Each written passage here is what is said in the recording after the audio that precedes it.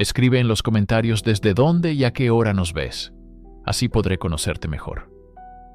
Para apoyar el canal gratis, no olvides suscribirte y darle like. Imagina un rey joven, impetuoso, tan seguro de su poder, que despreció la ayuda de sus aliados. Un monarca que, cegado por el ansia de gloria, condujo a la élite de la caballería castellana directamente a una trampa mortal. Esta es la crónica del día en que la arrogancia de Alfonso VIII de Castilla se estrelló contra el genio militar del califa almohade Abu Yusuf Yaqub al-Mansur. Los campos de Alarcos, que debían ser testigos de una victoria cristiana decisiva, se tiñeron de sangre en una de las derrotas más catastróficas de la Reconquista. ¿Qué falló exactamente en esa fatídica jornada del 19 de julio de 1195? Prepárate para descubrirlo. Corría el año 1194.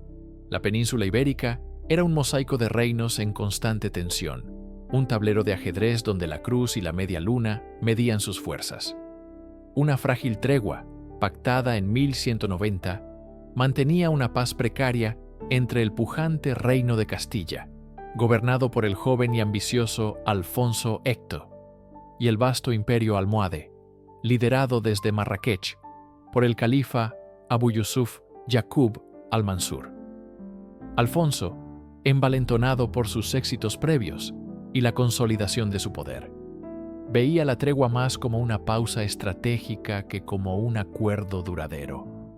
Su reino se expandía, sus ciudades crecían, y la nobleza castellana, forjada en la guerra de Reconquista, anhelaba nuevas tierras y glorias.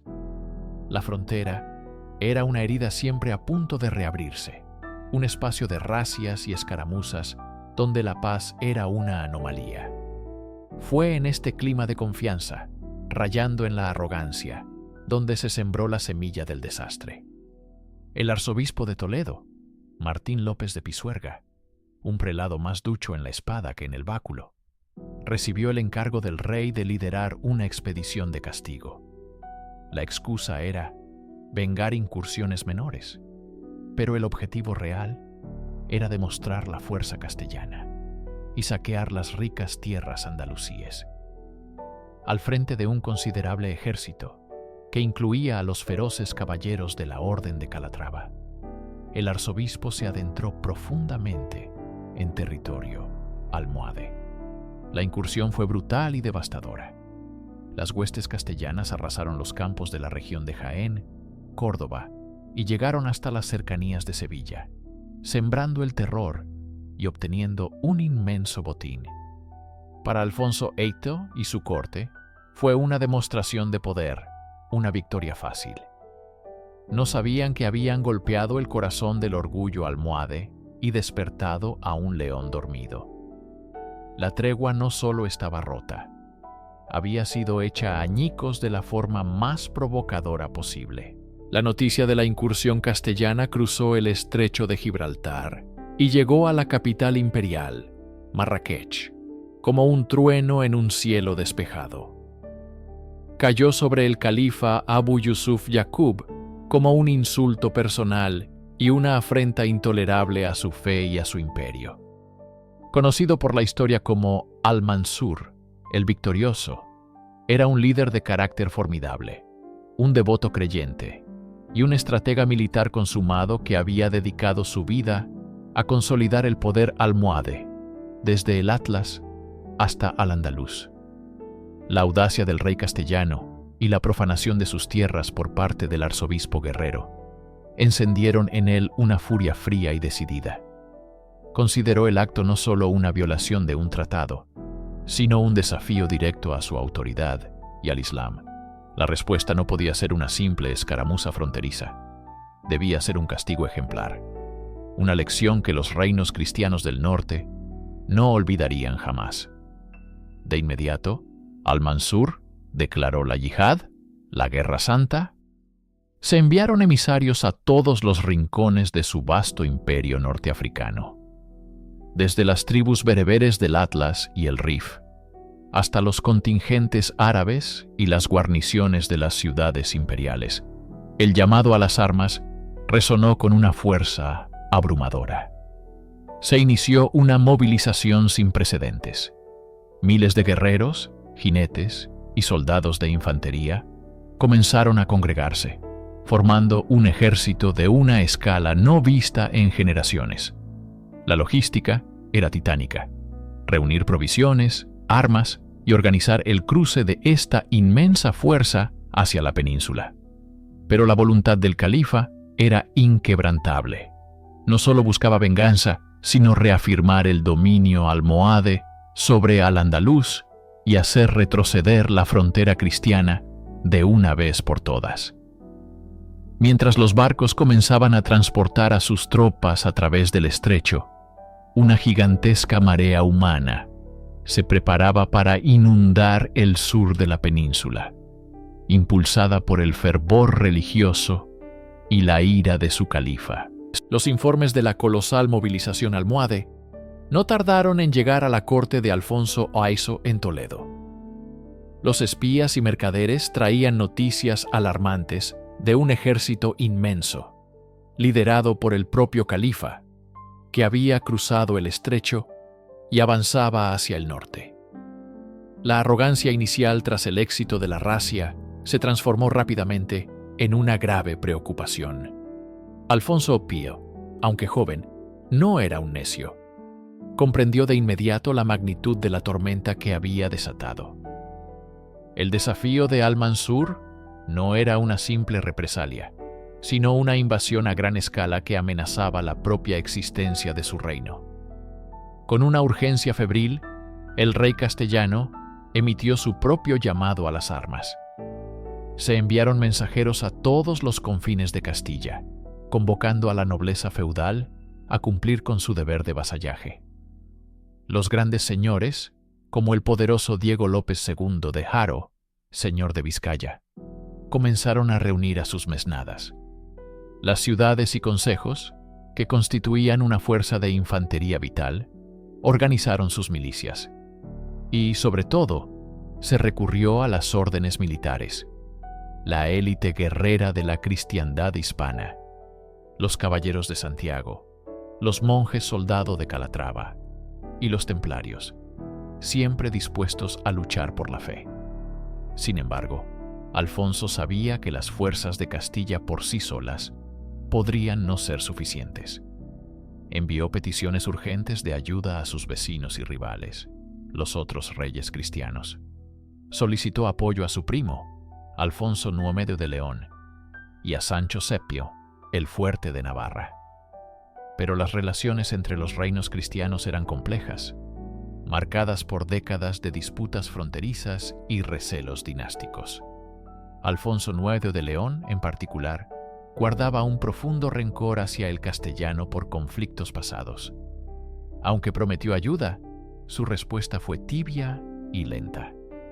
El rey de Navarra sí envió un contingente, pero la ayuda principal tardaba en llegar. Alfonso Feixno se encontraba en una posición peligrosa. Debía enfrentar al mayor ejército de su tiempo, contando principalmente con sus propias fuerzas. Una apuesta arriesgada, nacida de su propia provocación.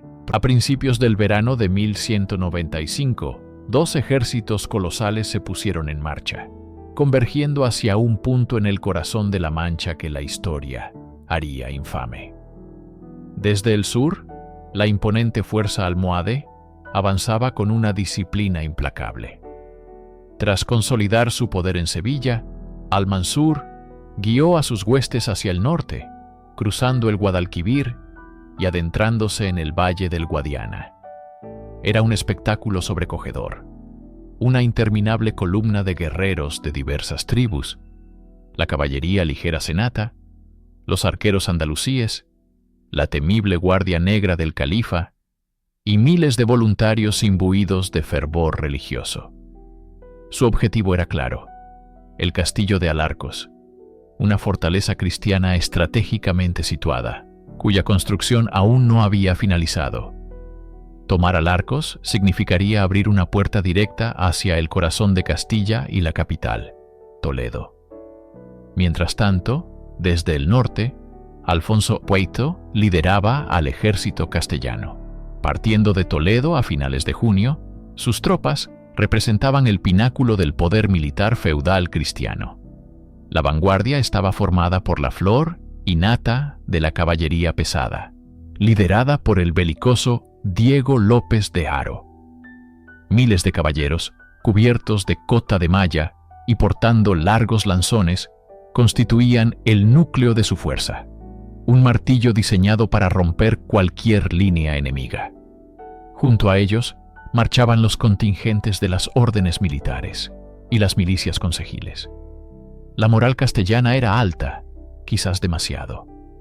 Confiaban ciegamente en la superioridad de su carga de caballería pesada y en su fervor de cruzados, subestimando la disciplina, la capacidad táctica y la abrumadora superioridad numérica de su adversario. El aire de julio era denso y pesado, mientras las dos fuerzas se aproximaban. Los exploradores de ambos bandos se hostigaban mutuamente, aumentando la tensión. El ejército castellano llegó primero a las inmediaciones de Alarcos, tomando posiciones en una elevación cercana. Poco después, el horizonte se oscureció con la llegada del ejército almohade, que acampó a sus pies. El escenario estaba listo. 2 reyes, 2 fes y 2 mundos estaban a punto de colisionar en una batalla que decidiría el destino de la península. El año 1194 marcaba un punto de inflexión. Alfonso VIII de Castilla ya no era el niño rey cuya corona pendía de un hilo, sino un monarca en la plenitud de su poder. Forjado en las intrigas y batallas de una larga minoría de edad, sentía una ansia irrefrenable por consolidar su reino y emular las glorias de sus antepasados. Había firmado una tregua con el imperio almohade, un respiro necesario para ambas potencias. Pero la paz en la frontera era siempre frágil, un simple velo sobre tensiones latentes. Impulsado por un fervoroso espíritu de cruzada, y quizás por una peligrosa soberbia, Alfonso consideró que el momento de golpear había llegado. En un acto de audaz provocación, organizó y lideró una incursión a gran escala, una a Ceifa, en el corazón del territorio almohade, en Al-Ándalus. Sus tropas, comandadas por el arzobispo de Toledo, Martín López de Pisuerga, saquearon sin piedad la rica comarca del Aljarafe sevillano, llegando a las puertas mismas de la capital almohade. El desafío no podía ser más directo ni más insultante. Alfonso no solo había roto la tregua, sino que había humillado al califa en su propio hogar. Esta decisión, aunque militarmente exitosa a corto plazo, fue estratégicamente temeraria. El rey castellano, confiado en la fortaleza de su caballería pesada y en la moral de sus hombres, subestimó gravemente la capacidad de reacción y el poderío del imperio que había provocado. Creyó que podría elegir el momento y el lugar de la confrontación decisiva, sin esperar siquiera a sus aliados y parientes, los reyes de León y Navarra, con quienes las relaciones no pasaban por su mejor momento. La impaciencia de Alfonso VIII, su deseo de una victoria total y definitiva, había encendido una mecha que pronto provocaría una explosión de violencia sin precedentes en la península. La noticia de la incursión castellana en el Aljarafe llegó a Marrakech como un trueno. El califa Abu Yusuf Yaqub, quien pasaría a la historia con el sobrenombre de Al-Mansur, el victorioso, recibió el mensaje con una furia contenida que presagiaba la tormenta. La humillación era intolerable, la ruptura de la tregua, una ofensa imperdonable. De inmediato, se declaró la yihad, la guerra santa, y un llamamiento resonó: desde las mezquitas del Magreb hasta los confines del imperio. Se inició una movilización de una escala no vista en generaciones. De todas las provincias llegaron contingentes, tribus bereberes de las montañas del Atlas, jinetes árabes del desierto, infantería andalusí y voluntarios de todo el norte de África, todos unidos bajo el estandarte del califa. La logística para reunir, habituallar y transportar a este formidable ejército fue una proeza de la organización almohade. Durante meses, la costa sur del estrecho de Gibraltar se convirtió en un hervidero de actividad militar. Finalmente, el 1 de junio de 1195, la imponente flota almohade comenzó la travesía. Cientos de barcos, desde naves de guerra hasta transportes de carga, surcaron las aguas que separaban África de Europa. Era un espectáculo sobrecogedor, una serpiente de madera y tela que se extendía por el horizonte, transportando a decenas de miles de guerreros decididos a vengar la afrenta. Al desembarcar en Tarifa, el califa Al-Mansur no perdió tiempo. Estableció su base de operaciones en Sevilla, donde las tropas andalusíes se unieron a su ya masivo ejército. El plan era claro: marchar hacia el norte, buscar al rey castellano y aplastar su arrogancia en una batalla decisiva. El cruce del estrecho no fue solo un movimiento de tropas, fue el traslado de un poder imperial colosal, una fuerza que ahora avanzaba inexorablemente hacia el corazón de Castilla, dispuesta a cambiar el curso de la historia. Mientras el ejército almohade avanzaba hacia el norte a través del valle del Guadalquivir, Alfonso Obeto movilizó a sus huestes y eligió el terreno para el enfrentamiento. Su elección fue Alarcos, un enclave estratégico situado cerca del río Guadiana, en la actual provincia de Ciudad Real. No era una ciudad consolidada, sino una fortaleza en plena construcción, un proyecto de repoblación en la peligrosa frontera con Al-Ándalus. El lugar presentaba unas características topográficas que el rey castellano consideró ventajosas. El elemento central era una colina de cima aplanada, una especie de meseta que se elevaba suavemente sobre la llanura circundante. Esta elevación, que pasaría a la historia como la Mesa de Alarcos, ofrecía una posición dominante, ideal para el despliegue de la caballería pesada cristiana, que podría cargar ladera abajo con una fuerza devastadora. A los pies de la colina discurría el río Guadiana, que, junto con su afluente, el arroyo de la Degollada, creaba barreras naturales que podían proteger los flancos del ejército y dificultar las maniobras envolventes del enemigo. Alfonso Queiso llegó al lugar y dispuso su campamento en la cima, convencido de que desde allí podría controlar el campo de batalla. La visibilidad era excelente y el terreno parecía hecho a medida para su doctrina militar, basada en la carga frontal y arrolladora de sus caballeros. Sin embargo, el mismo terreno que ofrecía ventajas también encerraba peligros. La aparente simplicidad del paisaje ocultaba sutilezas que un estratega astuto podría explotar. Las ondulaciones del terreno, los pequeños valles y el propio curso del río podían servir para ocultar el movimiento de tropas y preparar emboscadas. El rey castellano, seguro de su posición elevada y de la superioridad de sus caballeros, estableció sus líneas y esperó la llegada del colosal ejército almohade, transformando la colina de Alarcos en el escenario de la inminente tragedia.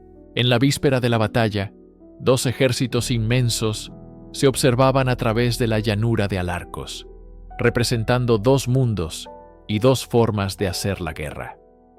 El ejército cristiano, comandado por Alfonso Beizo, era formidable, pero significativamente inferior en número.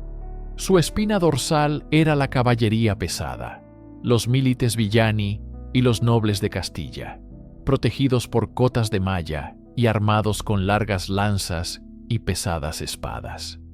En la vanguardia, formando la primera línea de choque, se situó la élite de la caballería castellana, bajo el mando del experimentado y valiente senescal de Castilla, Diego López II de Haro. Junto a ellos se encontraban los caballeros de las órdenes militares, guerreros profesionales y disciplinados como los de Calatrava, cuya fortaleza principal estaba a pocos kilómetros, y los de Santiago.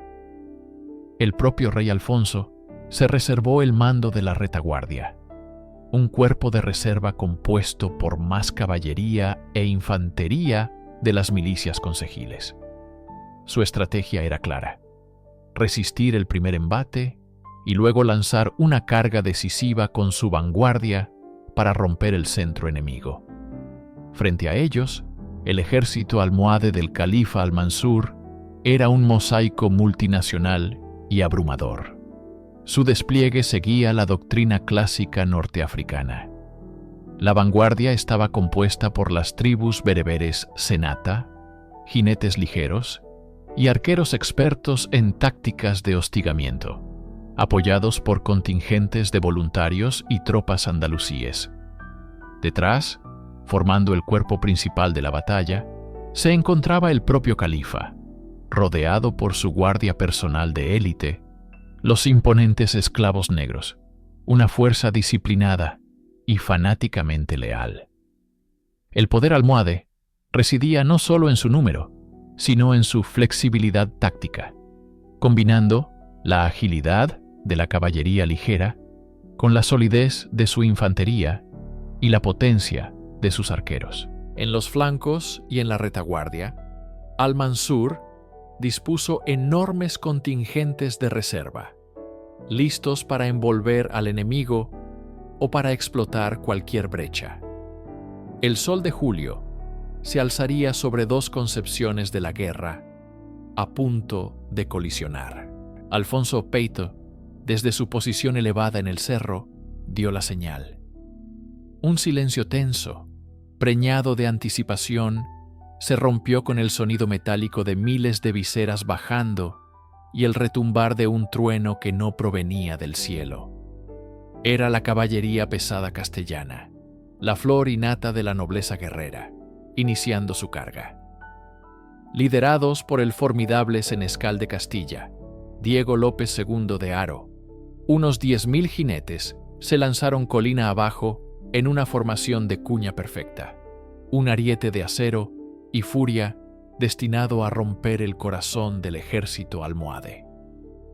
El suelo temblaba bajo el galope sincronizado de los destreros, un terremoto provocado por el hombre que anunciaba la destrucción. El sol arrancaba destellos cegadores de los yelmos pulidos, los escudos blasonados y las puntas de las lanzas en ristre. Para la vanguardia almohade, compuesta principalmente por los voluntarios de la fe, los Sanata, la visión debió ser apocalíptica. Eran una muralla humana, valiente pero ligeramente armada, a punto de ser arrollada por una avalancha imparable. El impacto fue cataclísmico. El estruendo de madera astillada, metal contra metal y gritos ahogados resonó por todo el valle. La primera línea almohade se desintegró. Sus filas se abrieron como un tejido desgarrado, incapaces de contener la energía cinética de la carga más temible de la cristiandad. Los caballeros de Castilla, con la inercia a su favor, no se detuvieron. Penetraron profundamente, abriéndose paso a través de los restos de la vanguardia, con la vista puesta en el segundo cuerpo del ejército enemigo. La carga había sido un éxito rotundo, casi textbook. La vanguardia de López de Haro había pulverizado la primera línea y ahora se estrellaba contra el cuerpo principal del ejército almohade, la infantería gumara. Desde la distancia, para el rey Alfonso y el resto del ejército que esperaba en la retaguardia, el espectáculo era embriagador. Veían a sus campeones abrirse paso a través de las masas enemigas, los estandartes castellanos ondeando victoriosos en medio del caos. Parecía que la batalla se decidiría en cuestión de minutos. La victoria era tan palpable que se podía saborear en el aire seco y polvoriento. Sin embargo, lo que parecía una retirada desordenada del centro almohade era, en realidad, una de las tácticas más antiguas y letales de la guerra: la retirada fingida. El califa Abu Yusuf Yaqub al-Mansur, estratega consumado, estaba sacrificando deliberadamente su centro para atraer a la élite castellana a una trampa mortal. Cada metro que avanzaban los caballeros, más se alejaban de su propia infantería y de cualquier posible refuerzo. El esfuerzo de la carga inicial, el calor sofocante y la feroz resistencia que ahora encontraban comenzaban a pasar factura. Los caballos resoplaban, cubiertos de espuma y sangre, y los brazos de los jinetes se sentían pesados por el esfuerzo de blandir la espada. Estaban ganando terreno, sí, pero a un coste terrible en energía y cohesión. Se adentraban cada vez más en las fauces de la bestia, seducidos por un espejismo de gloria que pronto se convertiría en una pesadilla. Mientras la caballería de Diego López de Haro se desangraba luchando en el centro, aislada y exhausta, el califa al-Mansur dio la orden que cambiaría el destino del día. Era el momento de cerrar la trampa. Desde ambos flancos del campo de batalla, las alas del ejército almohade, mantenidas hasta entonces en reserva y frescas, comenzaron a moverse.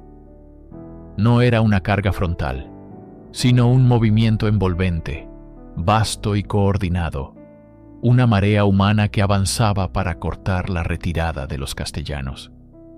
A la izquierda, la caballería ligera árabe y los arqueros a caballo iniciaron un amplio arco, hostigando y sembrando el caos.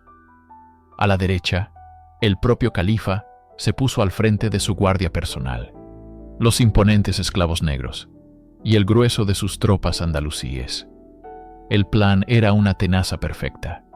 Los caballeros castellanos, absortos en su brutal combate frontal, tardaron demasiado en percatarse del peligro que se cernía sobre sus espaldas. Cuando lo hicieron, el pánico comenzó a extenderse. Se dieron cuenta de que estaban completamente rodeados, una isla de acero cristiano en un océano de guerreros almohades. La euforia de la victoria se transformó en el frío terror del aislamiento. El rey Alfonso, desde su colina, observaba con impotencia cómo el círculo se cerraba inexorablemente sobre sus mejores hombres.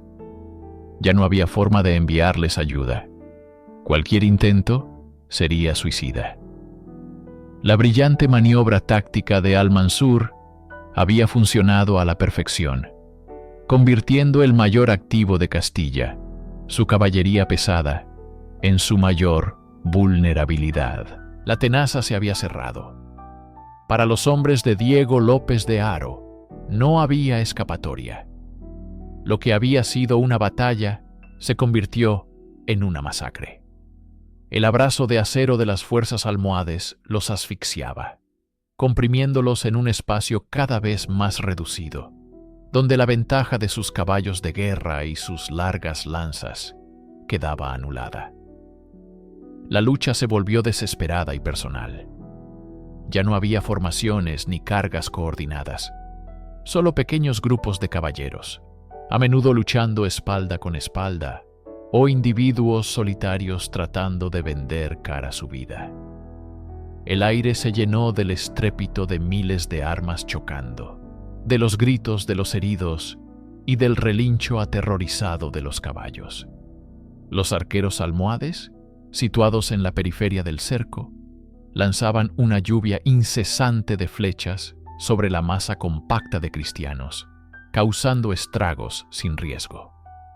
Los jinetes, agotados por el calor y el combate prolongado, eran derribados de sus monturas y rematados en el suelo por la infantería. Los estandartes que habían ondeado con tanto orgullo al inicio de la carga, ahora caían uno tras otro. El propio Diego López de Haro luchaba como un león, pero incluso su legendario valor no podía cambiar el curso de la aniquilación. La élite militar de Castilla estaba siendo sistemáticamente desmantelada. Cada caballero que caía era una pérdida irreparable. Años de entrenamiento y riqueza, convertidos en un cuerpo anónimo en el polvo. Era el colapso total de la vanguardia, el sacrificio inútil de los más valientes y el preludio del desastre que estaba a punto de engullir a todo el ejército de Alfonso VIII. La llanura frente a Alarcos tembló bajo el peso de miles de cascos. Al frente de la acometida castellana, la flor y nata de la caballería pesada, comandada por el impetuoso Diego López II de Haro, se lanzó como un martillo de acero contra el centro almohade. La carga fue devastadora, un trueno de furia y metal que rompió las primeras líneas de las tribus Sanata y Gumara. El estandarte de los Haro ondeaba victorioso en medio del caos, y por un breve y engañoso instante, la victoria pareció al alcance de la mano. Pero era una trampa, una celada urdida con paciencia y astucia por el califa Abu Yusuf.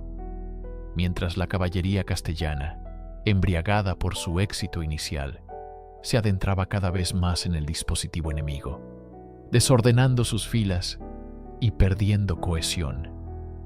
Las alas del ejército almohade comenzaron su inexorable movimiento. Como dos gigantescas tenazas, la caballería ligera y los contingentes de las provincias africanas se cerraron sobre los flancos y la retaguardia de los caballeros de López de Haro. A su vez, el propio califa dio la orden a su guardia personal, los imponentes esclavos negros de la Guardia Negra, de avanzar desde la reserva. De repente, la vanguardia castellana se vio completamente aislada, un islote de acero rodeado por un océano de enemigos.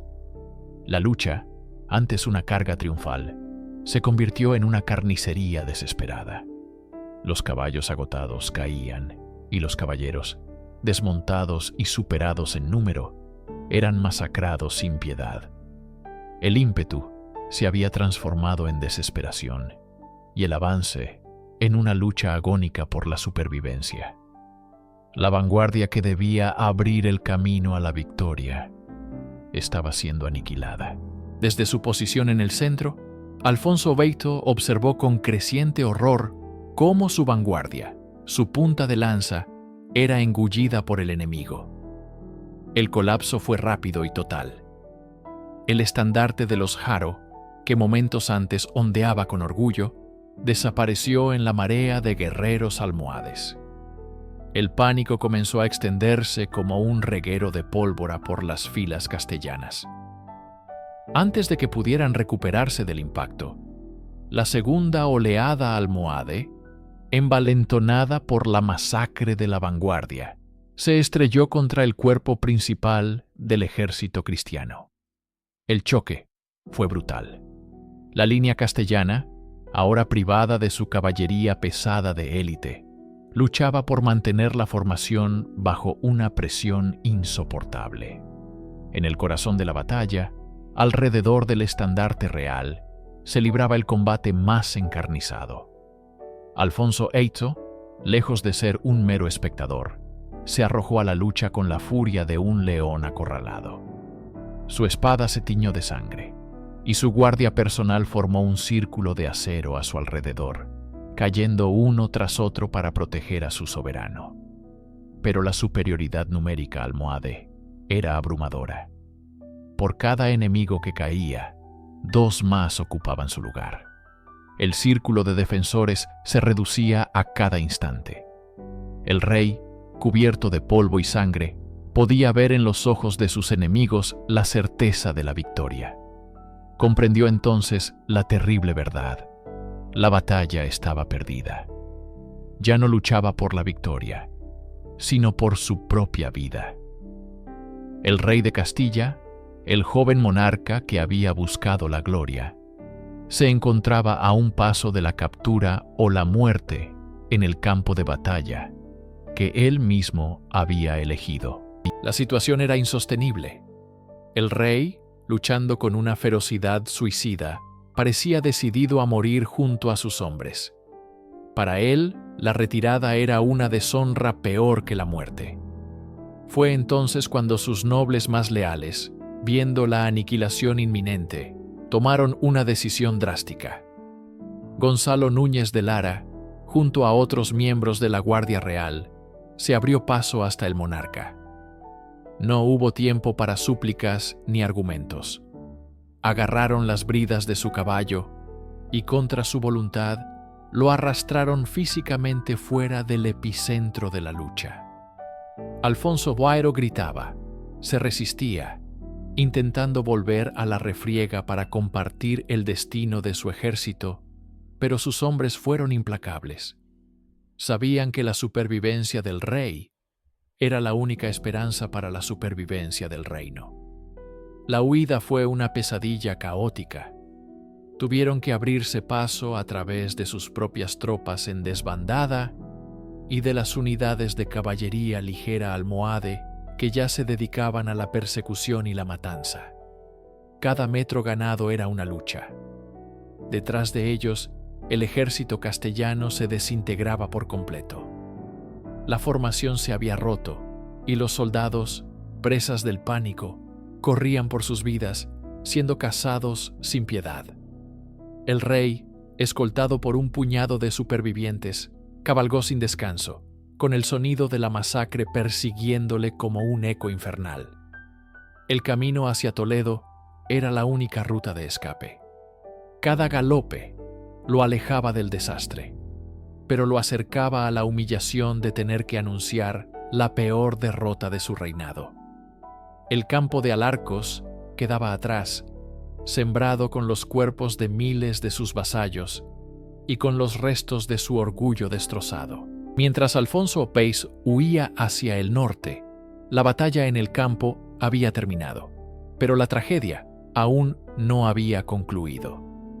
Sobre la colina que daba nombre a la batalla, el castillo de Alarcos, todavía en construcción, se erigía como el último bastión de resistencia castellana.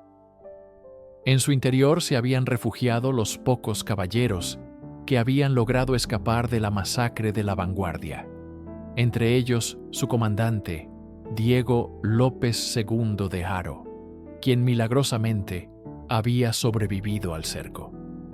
Junto a él se encontraban los defensores de la Orden de Calatrava y otros soldados que habían conseguido alcanzar la relativa seguridad de sus muros. Sin embargo, su situación era desesperada. Estaban exhaustos, heridos, desmoralizados y completamente rodeados por el victorioso ejército almohade.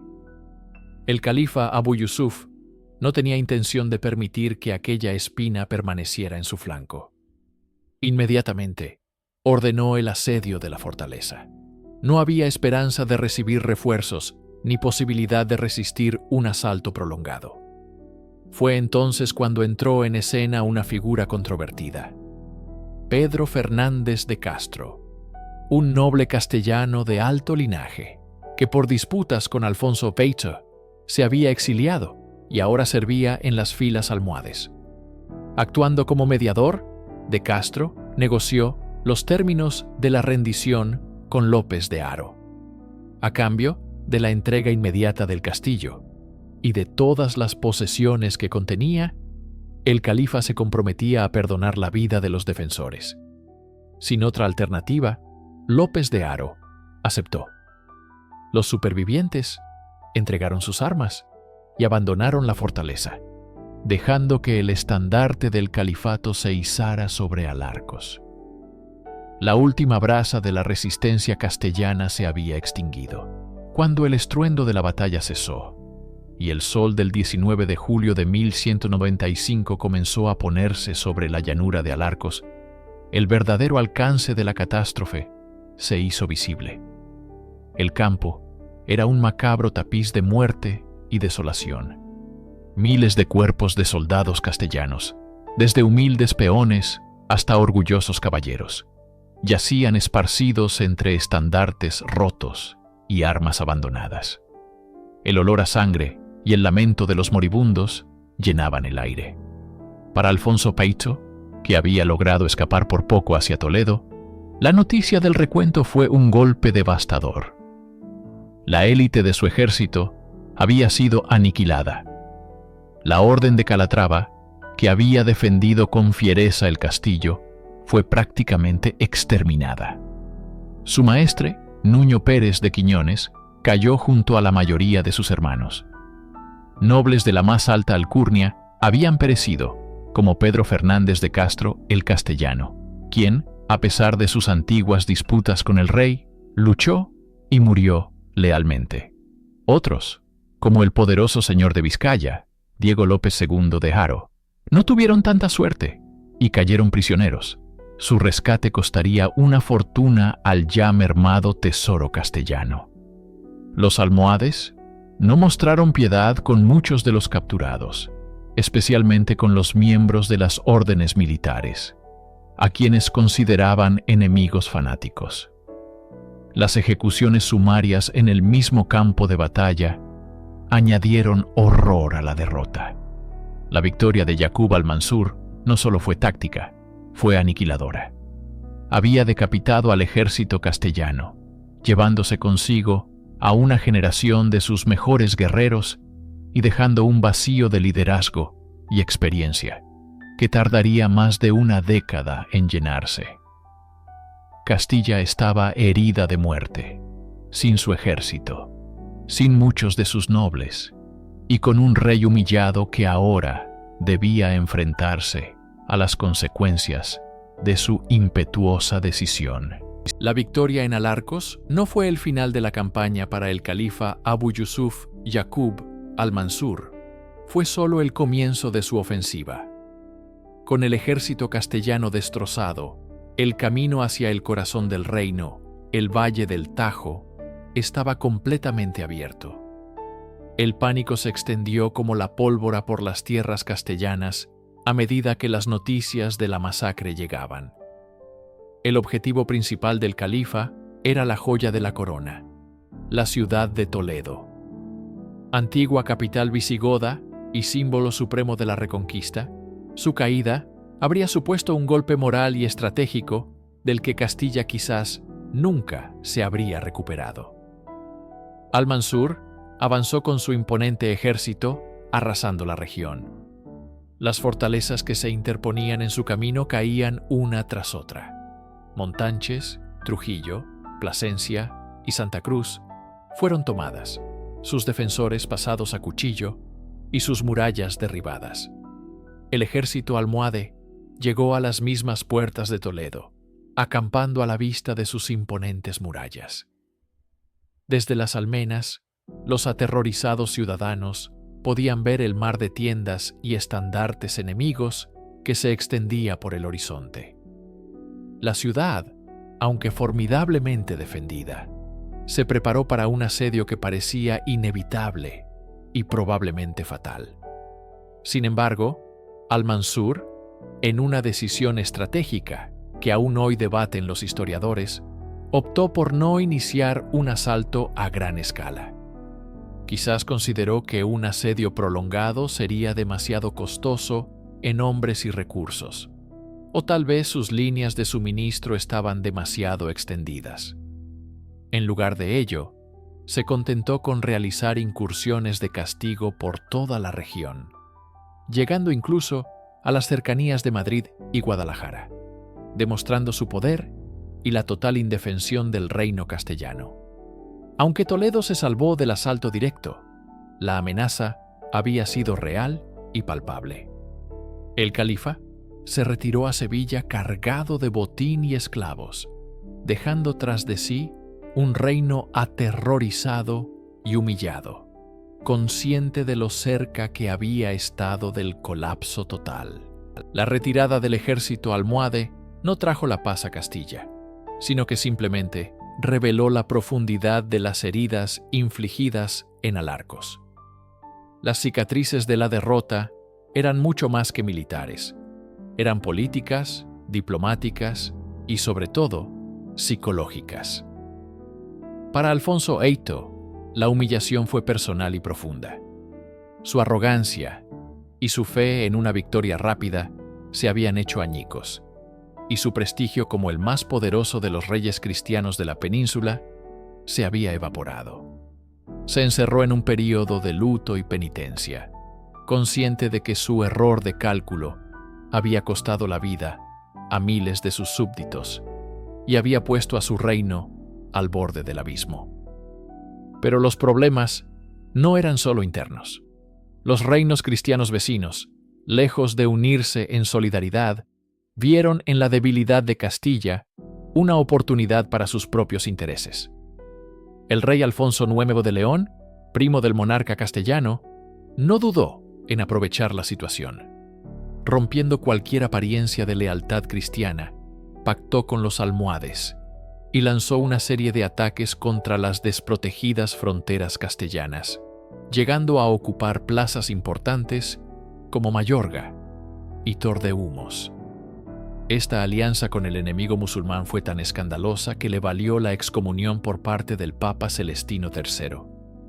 Al mismo tiempo, Sancho VII de Navarra también aprovechó la debilidad de su vecino para presionar en sus fronteras.